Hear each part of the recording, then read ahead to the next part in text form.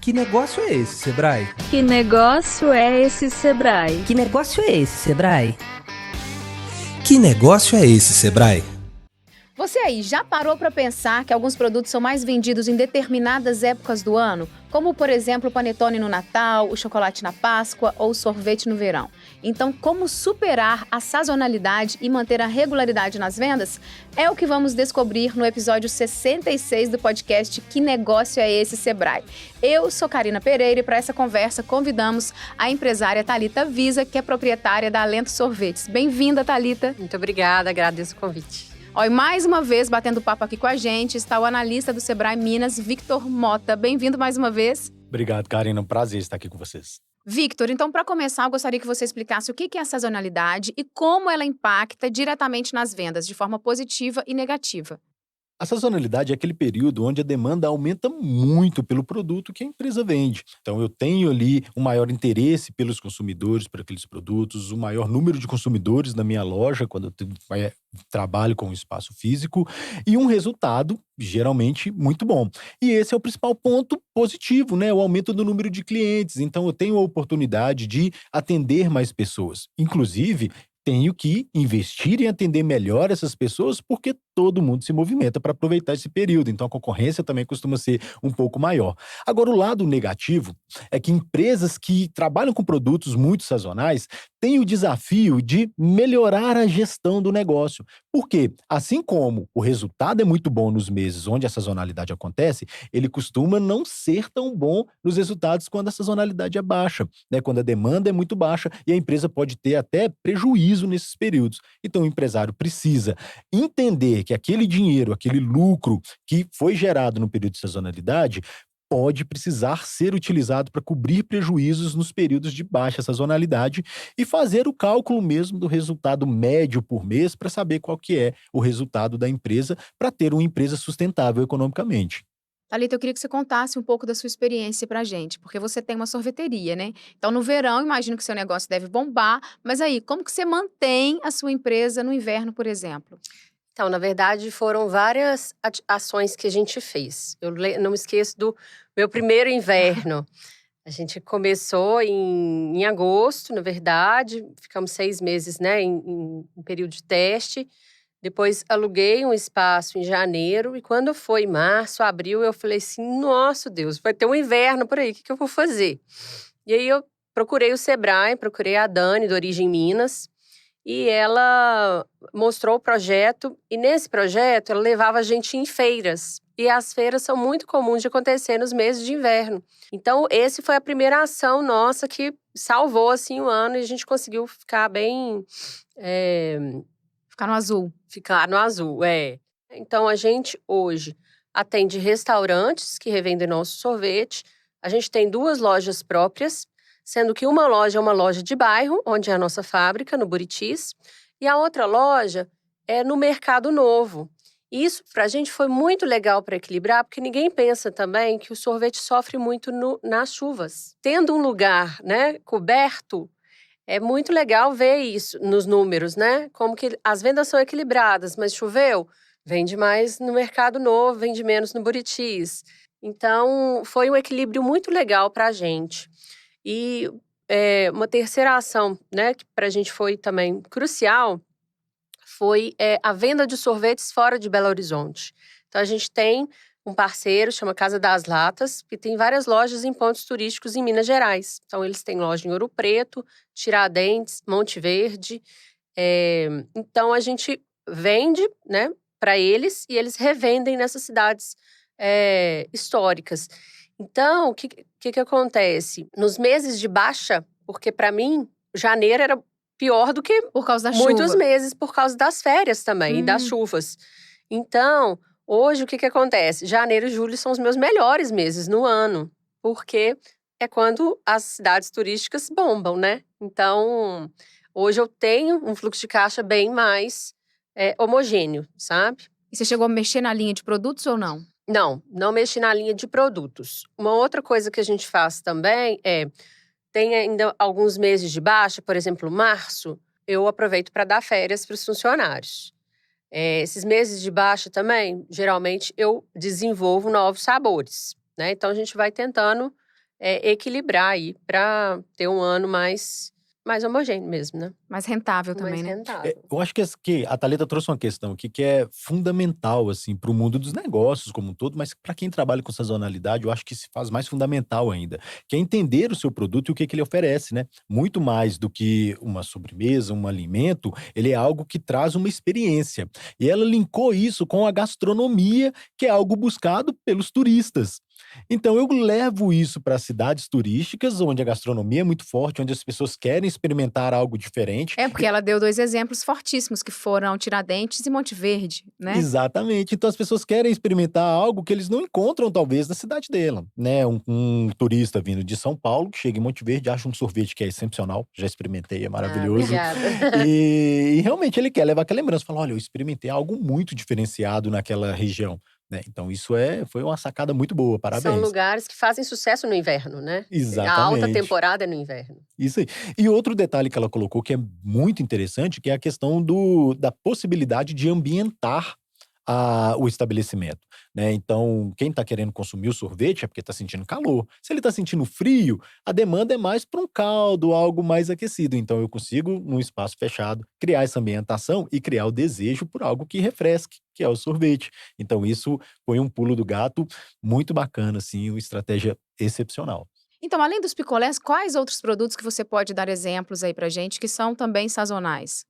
Bom, a gente tem vários produtos que têm uma variação muito grande na demanda em alguns períodos do ano. Por exemplo, as flores em finados, nos dias dos namorados também, né? O próprio ovo de Páscoa e o chocolate ali na Páscoa. A gente tem também a moda, que acaba que é um segmento que lida bem com a sazonalidade, mas que, se não tiver um planejamento muito bem feito de compras, pode ter um impacto muito grande. Porque eu tenho uma coleção de inverno que não consegue ter muitas saídas no verão, por exemplo. Enquanto que no verão eu tenho ali biquínis, né, que vão ter uma saída grande e que não vão vender com muita facilidade no inverno. Mas, no caso desse segmento, a gente tem a possibilidade de mesclar, de trocar o produto em detrimento da estação do ano. E quais estratégias você pode dar dicas aí para as pessoas que estão nos ouvindo e assistindo, para quem lida com produto sazonal? O que eles devem fazer para poder conseguir vender igual a Thalita o ano todo?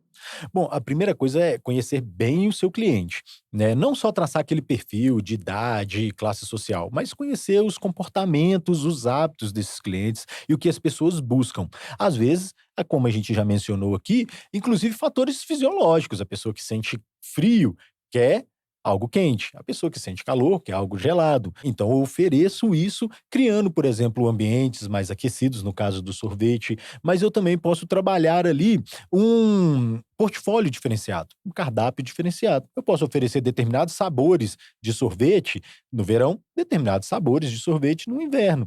Mas eu acho que o principal é conhecer bem o seu cliente, entender formas de resolver o problema que esse cliente apresenta, de atendê-lo melhor, criando ali alternativas ao produto principal que você possa vender para que seja vendido em um outro momento. Até a gente comentando, antes aqui, a gente estava comentando sobre a novidade no mundo dos sorvetes, que é o sorvete frito, que é algo que até que impressiona, né? Fala assim, olha, mas é algo congelado que eu vou fritar? Sim, tem receitas na internet, então você tem que procurar diversificar. Eu posso vender café na minha sorveteria? Avalie bem o seu mix, né? Eu posso vender ali o petit gâteau na minha sorveteria, né? Posso investir na banana split, colocando ali alguns complementos que sejam mais quentes, mais secos, para diminuir a temperatura ou aumentar a temperatura do sorvete. Então, diversificar o seu mix, o seu portfólio é extremamente importante para superar esses períodos de baixa demanda do produto. Você já experimentou algumas coisas que não deram certo? Já, mas é tudo experiência, né? A gente, em feira, às vezes fazia calda quente.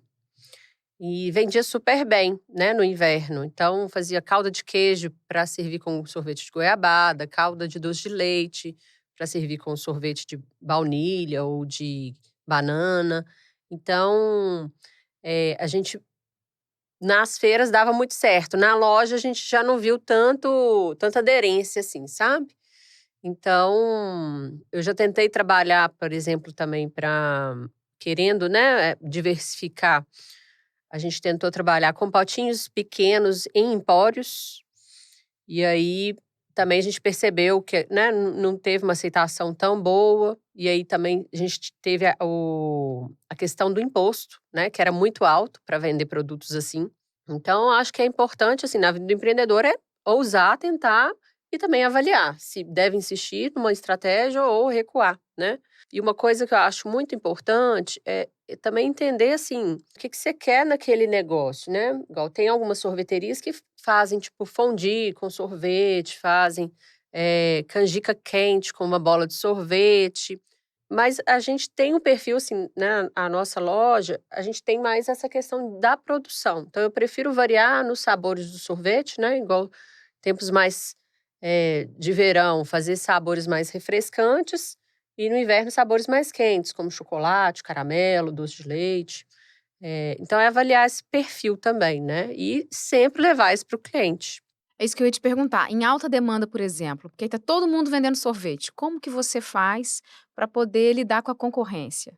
O que você faz para o seu produto ser diferente, ser especial numa época de alta demanda? A Lento, ela foi criada já com uma proposta bem inovadora. Tem quantos anos a empresa? A gente tem 7 anos. Que eu tinha acabado de fazer o curso de cozinheiro, né? E queria trazer um sabor de verdade, né? Acho que a gente vê no mercado, até as próprias gelaterias italianas, que usam muito pasta, muito pó. Então, eu quis trabalhar com esse conceito de que eu trabalharia com as técnicas de cozinha para trazer o sabor. Então, meus produtos são naturais. Então, se eu vou fazer um sorvete de banana, eu vou pegar a banana, transformar em um doce e depois transformar em sorvete. A gente não usa pó. Então, isso já diferencia, porque de fato tem um sabor ali. E as pessoas conseguem perceber. E também a gente não tem gordura hidrogenada, que é uma das piores coisas, né? Quando você pesquisa os piores alimentos do mundo. Sorvete está na lista bem, né, entre os primeiros. Por quê? Por causa da gordura hidrogenada. Então, quis fazer um sorvete sem gordura hidrogenada, usando a gordura do leite e tudo mais. Então, a gente deixa isso bem claro para os clientes, sabe? Então, ela tem um produto diferenciado. Tem outras dicas, além de ter um produto diferenciado? O que as pessoas que estão nos ouvindo, assistindo, podem fazer nesse período também da alta, né? Porque quando é bom para você, também é bom para o seu concorrente. Sim. Não existe receita pronta para o sucesso, né? Mas a Thalita trouxe algo aqui que eu acredito que é fundamental. É avaliação. Avalie o resultado que uma inovação traz para o seu negócio, né? A Thalita trouxe. Olha, a gente tentou investir em caldas diferenciadas, porém o resultado não foi bom. Então nós desistimos e partimos para uma outra estratégia. Isso é extremamente importante, porque algo que vai funcionar para uma empresa pode não funcionar para outra. Então, avalie, mensure resultados, né? Isso é extremamente importante e reavalie o tempo todo criando novas estratégias. Porque você lança uma inovação agora, você sai à frente, você tem um produto diferenciado, daqui a pouco surge outros concorrentes que já estão igualando. Então você tem que dar o próximo passo para estar sempre um passo à frente. Eu quero saber, você falou que fez o curso de cozinheiro, então assim, eu quero saber qual que é o seu talento, é na cozinha, ou se é boa de administração, boa de finanças, ou se você precisou aprender, principalmente para lidar aí com esse fluxo de caixa que oscila tanto, né? Eu precisei me transformar, com certeza. No início eu fazia tudo. No início era só eu, então eu fazia compra, eu fazia entrega, eu fazia venda, eu fazia cobrança, eu fazia o sorvete, era tudo. Aos poucos eu fui saindo da cozinha, mas continuando responsável pelo desenvolvimento dos produtos, e indo para a gestão, primeiro indo mais para a parte comercial, porque eu precisava de clientes, né? Eu já comecei a ter um custo fixo e eu precisava romper aquela barreira. Então, eu tive que ir muito para a venda. E eu tinha que ficar nas compras, né? Depois eu consegui um funcionário para compras e financeiro, e aí eu fiquei mais nas vendas e na gestão. Hoje eu estou mais na gestão, mas eu também atuo no comercial para abrir novos clientes e desenvolver novos produtos. Um diferencial que a gente tem também é esse desenvolvimento de novos produtos. Então, se um restaurante quer desenvolver um produto exclusivo, a gente faz esse serviço. Por exemplo, a gente faz o sorvete de pão de queijo para pão de queijaria. Então, a gente tem esse serviço, assim, de desenvolvimento mesmo. Também é bem legal, porque você consegue colocar o produto na cara do cliente, né? Do jeito que ele quer. Então, qual que é a dica aí também para quem precisa fazer esse planejamento de fluxo de caixa que oscila? Bom, a grande questão é, não apavore, né? Não empolgue com aquele valor, aquele resultado que foi gerado no período de alta sazonalidade. Faça ali uma projeção do seu fluxo de caixa, de quais vão ser as suas despesas, tanto as fixas quanto as variáveis ali ao longo do tempo, e veja o quanto daquele dinheiro vai ser importante para cobrir, às vezes, alguns rombos, algum prejuízo futuro ali, né? Isso é extremamente importante porque é muito natural quando a gente tem o dinheiro sobrando ali, a gente já querer realizar alguns sonhos que a gente tem, algumas coisas pessoais ali, mas a gente tem que ter muito cuidado. Pé no freio. Exatamente, porque a falta de capital de giro é um dos principais fatores que leva as empresas a quebrarem mesmo. Então, faça essa avaliação, controle o seu caixa e vá com calma, porque a gente tem aqueles tempos bem de vaca gorda, mesmo bem prósperos, mas, né, nos próximos meses a gente vai ter aqueles períodos mais difíceis que a gente vai precisar sobreviver com aquele recurso que a gente conseguiu no momento próspero. Na pandemia, o que salvou a gente foi isso, que a gente tinha um caixa para poder lançar mão, né? Para tentar entender. Claro que a gente também viramos um empório, começamos a vender produtos de gente que estava fechado, fizemos acontecer, lançamos um monte de promoção, porque aí mudou totalmente, né, o mercado. Mas se eu não tivesse fluxo de caixa, realmente a gente não daria conta. E foi interessante que teve aquela primeira abertura, depois teve o fechamento de novo, aí no segundo fechamento, de novo foi o caixa, porque quando abriu, virou aquela explosão, né? Aí vende pra tudo quanto é lado, a gente ficou doido e tal. Aí você guardou o dinheiro. Guardei o dinheiro.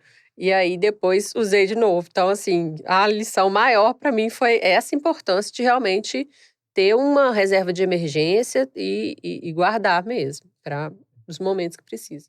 Eu acho que a Thalita trouxe alguma coisa que é um grande diferencial para os negócios, né? Quando eu tenho a possibilidade, ou quando eu entendo que a parte da estratégia ela é extremamente relevante para o negócio, que eu posso terceirizar esse operacional com mais facilidade e me dedicar à estratégia, à gestão do negócio, eu ganho muito em competitividade. Porque é muito mais barato você contratar uma pessoa para o seu operacional do que você contratar um consultor, por exemplo, para te ajudar a cuidar da estratégia, né? Então, eu acho que isso foi um ganho significativo para os negócios E da às empresa vezes da muita Thalita. gente fica preso, porque assim, ainda não estou vendendo tanto que eu preciso para conseguir contratar, não está sobrando, não estou vendo lucro, e aí deixa de contratar. Só que se você fica preso e imerso ali só na produção, você não consegue expandir, né? Então é importante ter essa visão.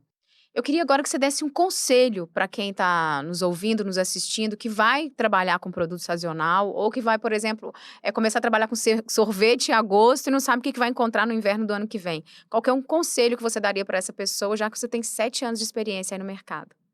Eu acho que são dois. Um é dar muita atenção ao cliente, entender muito o que ele quer, quais são as demandas que ele está te pedindo, porque ele que está comprando, então ele tem que estar satisfeito com o produto, sabe?